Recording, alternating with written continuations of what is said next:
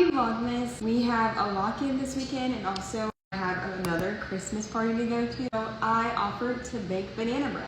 Sourdough, double chocolate chip banana bread. You guys can hang out with me while I do it. I normally use my hand mixer for this, but the last time I made it, I used my stand mixer. I'm normally too lazy to get my mixer down, but since we're in the process of moving, it was already out, so I didn't have to get it down. My hand mixer though normally makes a huge mess. I made this banana bread so many times, but I still don't have the recipe memorized. And we are using sourdough discard for this recipe, so if you don't have that, then I don't recommend using the recipe. My oven is preheating. I'm gonna go ahead and start the ingredients. I left my butter out to soften. The recipe doesn't really ask you to do that, but I noticed that makes the process a little bit easier. I need 140 grams of butter.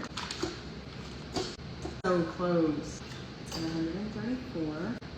I also forgot to mention this recipe is for 2 loaves of banana bread. Also just remembered that I didn't buy parchment paper at the store, so we're just gonna have to work with what we have. I normally use cane sugar to make it a little bit more healthy, but I left another box that we still have to go grab from the other house. So all I have is this granulated sugar, which is fine. 200 grams of sugar. 220 grams of brown sugar. Hopefully I have enough. I don't think I do. Still not enough, but that's okay. I've done that before. I'm gonna mix this until it's light and fluffy. Now I need to add in 4 eggs. Next is 240 grams of sourdough discard. I need a whole jar. 120 grams of milk. I said I put 123, but that's okay. Then we're gonna mash up 3 ripe bananas, and not all of mine are like super ripe. It doesn't matter, it still turns out great. I've made it like that before. That sounds so gross. 280 grams of flour, 88 grams of cocoa or cacao powder. I normally use cacao, but they didn't have that at my Walmart and I was not about to go searching for it. 6 grams of salt, I just realized I don't have salt.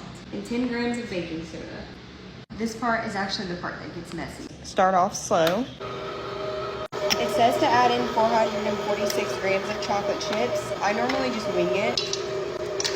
Pour them in here, try to make sure they're even. I don't really measure or put it on the scale or anything. They will still come out, but I'm gonna butter the inside of them to make it a little bit easier whenever I'm baking. This is what it should look like. If you like walnuts or pecans, you can add those to yours. I personally don't like having that in any of my food, actually. Add chocolate chips to the top of both of these. This is what it looks like with the chocolate chips added, and now we're gonna put them in the oven. And then they bake for 1 hour to 1 hour and 15. I normally do 1 hour and 10 minutes. And now they're both done. They look so yummy. I'm gonna try to get them onto this cooling rack. I think I'm just gonna flip it.